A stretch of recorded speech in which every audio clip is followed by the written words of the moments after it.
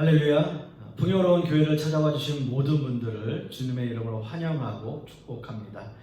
저는 오늘 여러분들과 함께 창세 전에라고 하는 말씀의 제목으로 함께 은혜의 말씀을 나누고자 합니다. 저는 지난 시간에 바울 사도의 옥중 서신 중에 하나인 에베소서의 서론과 인사말을 함께 나누었습니다. 바울 사도는 자신을 이렇게 소개하였죠. 하나님의 뜻으로 말미암아 그리스도 예수의 사도된 바울. 이렇게 자신을 소개했었습니다.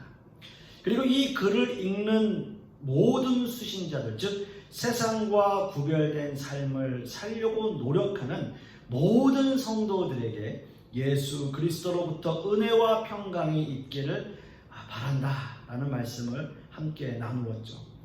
이 은혜와 평강은 세상이 줄 수 없는, 세상이 결코 줄 수 없는 오직 예수 그리스도로부터만 나오는 진정한 은혜와 평강을 의미하고 있습니다. 영어로는 grace and peace. 온전히 하나님으로부터만, 오직 예수 그리스도로부터만 나오는 진정한 grace and peace라는 거죠. 이렇게 발신자와 수신자를 밝히고 축복의 말로 인사말을 시작한 바울 사도는 이제 본격적으로 성도들이 어떻게 하면 진정한 은혜와 평강을 누릴 수 있는지 그 말씀을 전개해 나가고 있는데요. 그 말씀을 전개해 나가는 원리는 바로 하나님을 찬양하는 것부터 시작하는 거죠. 오늘 이거 본문 에베소서 1장 3절의 말씀의 시작은 찬송하리로다 라는 단어로 시작이 됩니다. 찬송하리로다. 바울 사도는 에베소 및 소아시아에 있는 교회들에게 이 편지를 보내면서 이 편지를 읽는 수신자들에게 가장 먼저 하고 싶은 말이 바로 찬송하리로다 라는 말씀이었어요. 찬송하리로다. 여러분 편지를 쓸 때, 여러분 편지를 쓰실 때가 예전에 있으셨죠. 예전에는 손편지를 참 간혹 쓰고 또 했는데요. 사랑하는 사람에게 편지를 할 때, 누구누구에게 편지를 쓰기 시작할 때 가장 먼저 쓰게 되는 말, 여러분 그게 무슨 말일까요?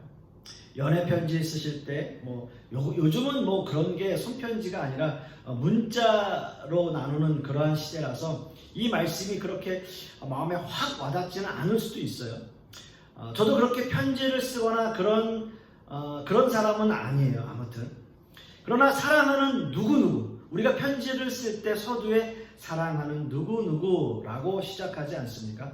가장 소중하고 가장 하고 싶은 말을 먼저 쓰게 되는 거죠.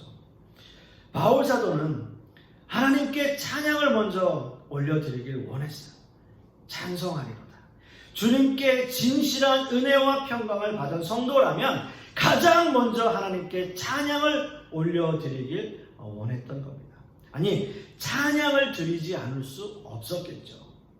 아마도 신앙생활을 하면서 주님 앞에 진정으로 찬양을 올려드리는 것만큼 기쁘고 즐거운 일은 없을 거예요. 찬양은 모든 공적인 예배에서도 아주 중요한 예배 순서 중에 하나입니다. 예배의 목적은 하나님께 감사와 찬양을 그리고 영광을 올려드리기 위한 것이었어요. 우리는 온 마음과 전심을 다하여 하나님께 예배해야 하고 그 예배의 시작은 바로 하나님을 찬양하며 시작되는 겁니다. 그렇습니다. 예배 형식에서 찬양은 예배에 아주 중요한 역할을 하게 되어 있습니다. 그것이 사실입니다. 주로 예배 시작에서 송영이라고 하는 찬양으로 시작되는 예배는 모든 성도들의 마음을 열어주고 찬양을 통해서 하나님의 임재하심과 성령의 내주하심 그리고 예수 그리스도의 크신 은혜를 경험하게 되는 거죠. 그렇게 예배가 시작되는 거죠.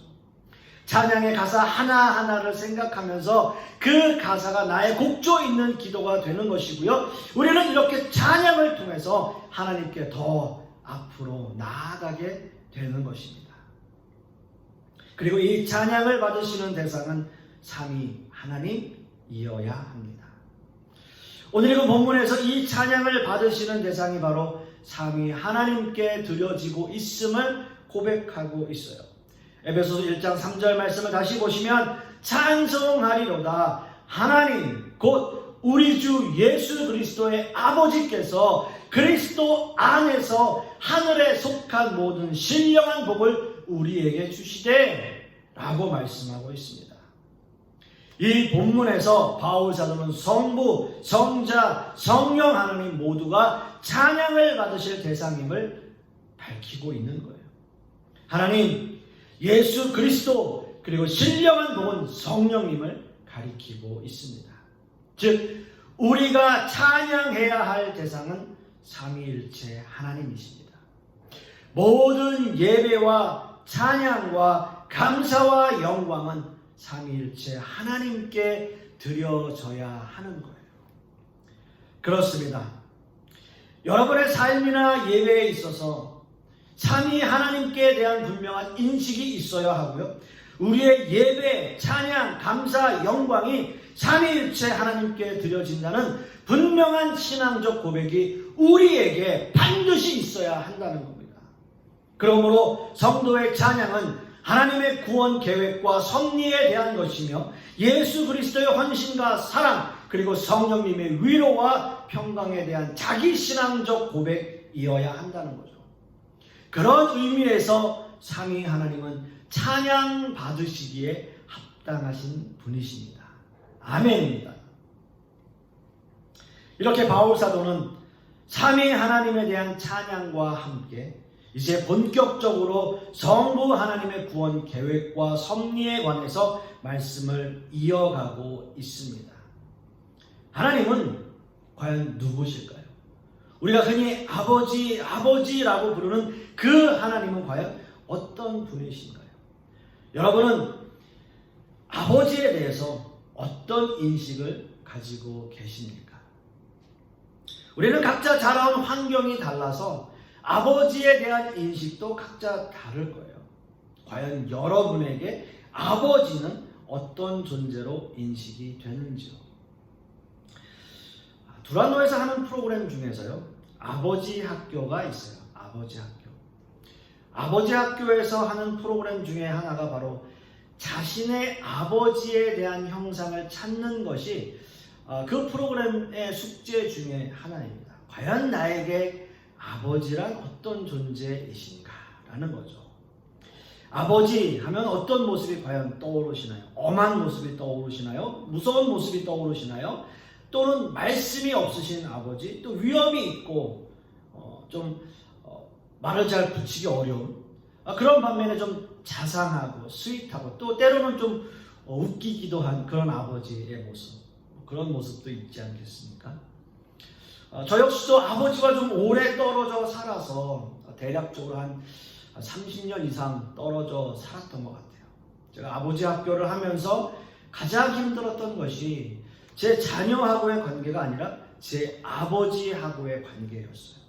사실 좀 엄하고 또 무섭고 이런 모습이 아니라 과연 어떤 모습이 떠오르지 않는 그런 문제였어요.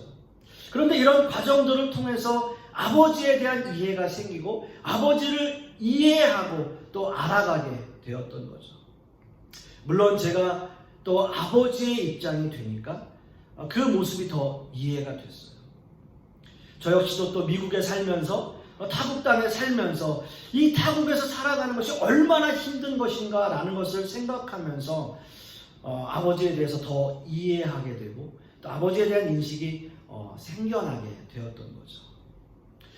어떻게 우리는 각자 자신들이 살아온 환경에 의해서 각자 자신이 가지고 있는 아버지에 대한 인식이 있고요.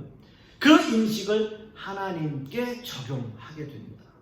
그래서 어떤 사람은 전 무서운 하나님, 엄하게 꾸짖으시는 하나님, 아니면 아무 말씀도 또 없으신 하나님, 또 과묵한 하나님 등으로 여러 가지 자기가 인식한 아버지를 또 자신이 믿는 하나님의 형상으로 그대로 대입해서 생각하게 되는 거죠. 그런데 바울 사도는 오늘 본문에서 하나님 아버지에 대한 인식을 이렇게 분명하게 설명하고 있습니다. 하나님, 곧 우리 주 예수 그리스도의 아버지께서라는 말씀과 설명이에요. 하나님 곧 우리 주 예수 그리스도의 아버지. 하나님 아버지에 대한 정의는 바로 예수 그리스도의 아버지세요. 예수 그리스도의 아버지. 물론 하나님은 우리의 아버지이십니다. 그러나 중요한 것은 우리 각자가 생각하는 아버지에 대한 인식이 아니라 오직 한 가지 인식, 예수 그리스도의 아버지를 말씀하고 있습니다. 이 인식은 우리에게 너무나 중요해요.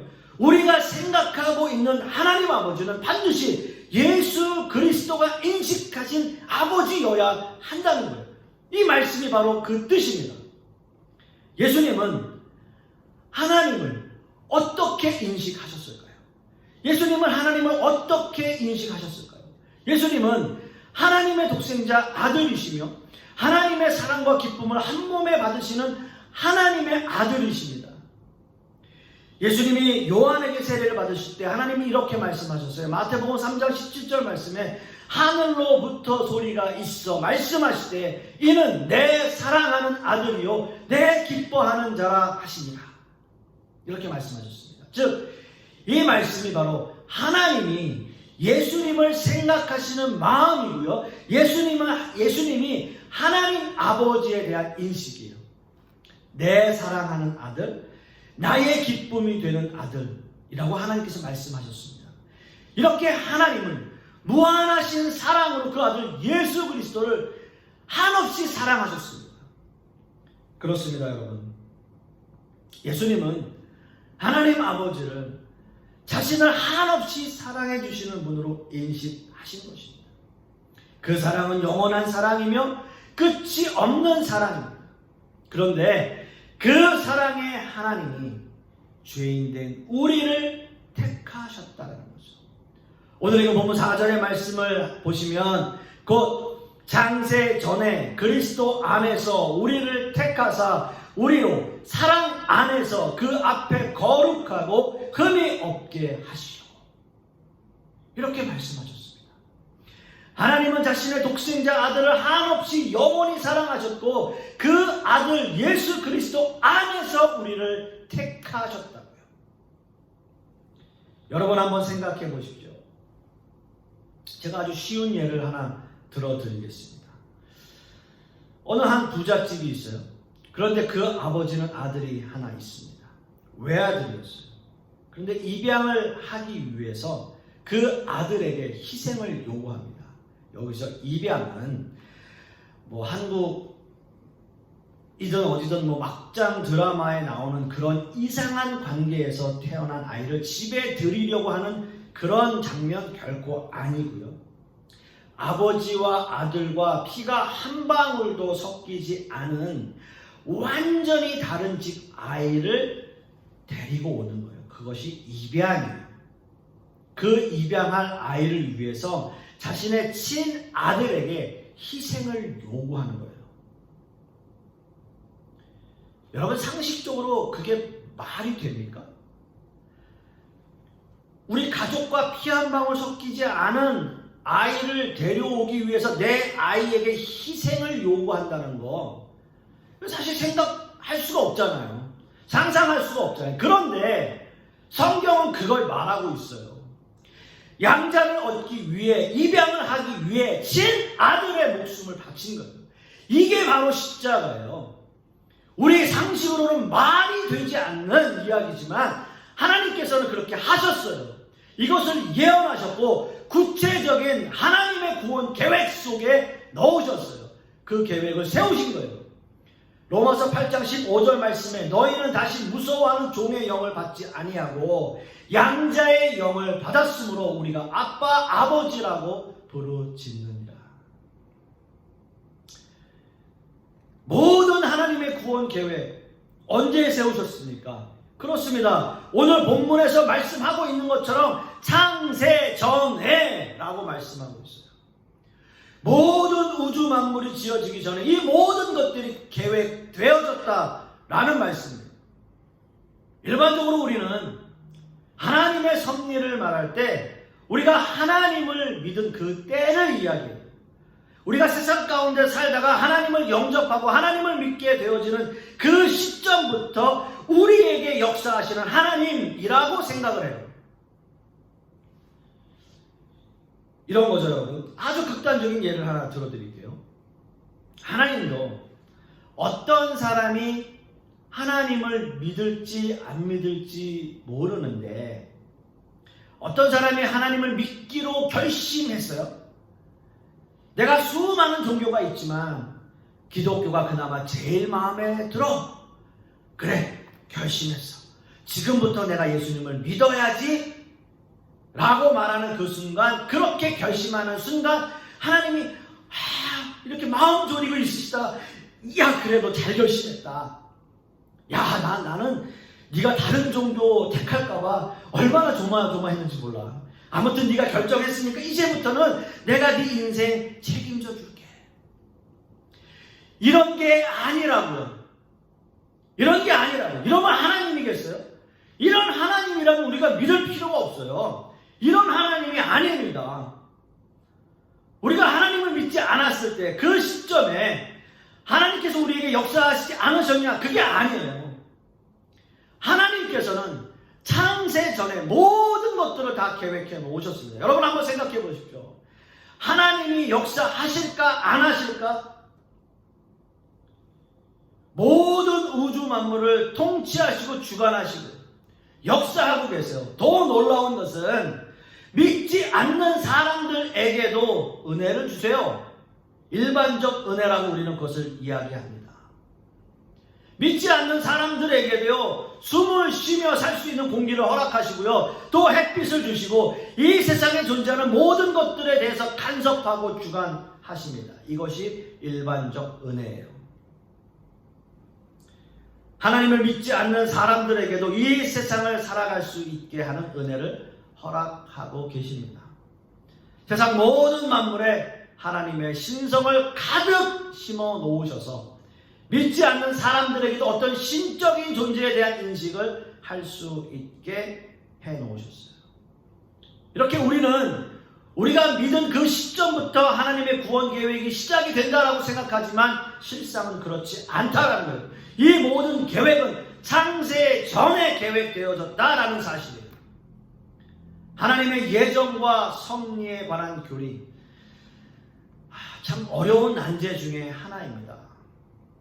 창세기 1장을 보시면 삼위 하나님이 우리가 우리의 형상을 따라 사람을 만들자라는 말씀을 하십니다. 그렇게 인간의 역사가 그 시점부터 시작되었다라기보다는 그 이전에 이미 삼위 하나님의 놀라운 계획과 섭리 안에서 모든 우주 만물의 창조와 또한 인간의 창조, 그리고 구원 계획까지 모든 것이 하나님의 계획 안에서 섭리가 이루어지고 있는 겁니다. 사실상 그 시점이 언제인지 우리는 알 수가 없어요. 모르죠. 언제 그리고 이 시대가 끝나는지 우리는 모릅니다. 이것을 하나님의 경륜적 역사라고 말해요. 그러면 여러분의 머릿속에 이런 생각이 떠오르실 거예요. 모든 것이 계획되어졌다면 마치 우리는 로봇처럼 움직이는 것이 아닌가? 마치 지구라는 커다란 극장 안에서 정해진 역할에 따라 연극을 하고 있는 것이 아닌가? 라는 생각을 하게 되는 거죠. 마치 마리오네트 인형처럼 위에서 실을 매다가 조종하는 인형처럼 말이죠. 근데 그건 아니에요. 아닌 이유를 지금 잠시 설명을 드린다면, 한마디로 아주 간단하게 말씀드리자면 신적 허용 또는 자유의지라는 것 때문입니다. 창세 전에 계획되어진 하나님의 구원의 역사, 구원의 계획은 다름 아닌 인간의 죄 때문이었습니다. 최초의 인간인 아담은 하나님의 말씀에 불순종하여 하나님 앞에 범죄하였고요, 모든 인간은 아담의 범죄로 말미암아 죄인이 되었습니다. 인간은 범죄함으로 하나님과 단절되었고 하나님께 더 이상 자력으로 나아갈 수 없는 존재가 되었습니다. 그런데 이 모든 상황을 알고 계시는 무한한 지혜와 능력을 가지신 하나님이 인간을 구원할 방법을 계획해 놓으셨어요. 이 일은 창세 전에 계획되어진 것이며 삼위 하나님의 계획 안에서 모든 것이 준비되어졌어요. 그리고 하나님의 독생자 아들이신 예수 그리스도께서 자발적으로 하나님께 순종하셨고 그 순종으로 모든 하나님의 백성들의 죄를 사하시고 용서하시는 것이었습니다. 그 자발적 순종, 여러분들께서 너무나 잘 아시는 바로 십자가예요. 자신의 목숨을 내어주신 그 십자가로 바로 구원 계획의 그 계획이 절정입니다. 사랑하는 성도 여러분, 우리는 신앙생활을 하면서 이런 복음과 교리적인 부분에 대해서 참 관심을 가지려 하지 않는 게 문제입니다. 하나님에 대한 분명한 인식이 없이, 그리고 하나님의 구원 계획에 대한 믿음이 없이 그냥 교회를 왔다 갔다 하는 사람들이 참 많아요. 그리고 알려고, 지금 이 시대의 성도들은 알려고 노력하지도 않습니다. 마치 출애굽한 이스라엘 백성들이 금송아지를 만들고 이 금송아지가 우리를 애굽에서 인도해낸 여호와라 말하고 있는 것과 다를 것이 없습니다. 하나님 아버지에 대한 인식, 여러분 이것이 너무너무 중요합니다. 예수님께서 고백하신 사랑의 하나님 아버지, 이 예수 그리스도의 아버지가 바로 우리의 아버지세요. 그분을 찬양하고 그분을 경배하며 그 아버지에게만 영광을 올려드리는 저와 여러분 되실 수 있기를 간절히 소원하겠습니다. 기도하겠습니다. 아버지 하나님, 참 감사합니다. 이 세상에서 죄악으로 말미암아 죽을 수밖에 없는 우리를 예수 그리스도의 십자가의 보혈로 우리를 깨끗게 하시고 우리를 하나님의 자녀 삼아주신 그 은혜가 얼마나 놀랍고 얼마나 감사한지. 그러나 이 모든 계획들이 창세 전에 하나님께서 이미 모든 것을 계획하신 것임을 우리가 말씀을 통해서 깨달았을 때에 이 은혜가 얼마나 놀라운 은혜이며 또한 하나님께서 우리에게 주신 그 사랑이 얼마나 무한한 사랑이신가를 다시 한번 깨닫게 하시니 감사합니다. 이 은혜의 감격 속에 또 한 주간 살아가기를 소망하며 한 주간 힘 얻어서 하나님의 은혜 가운데 살아가는 우리 모든 성도님들 되게 하여 주시옵소서. 주님 감사드리며 예수 그리스도 이름 받들어 기도드렸사옵나이다. 아멘.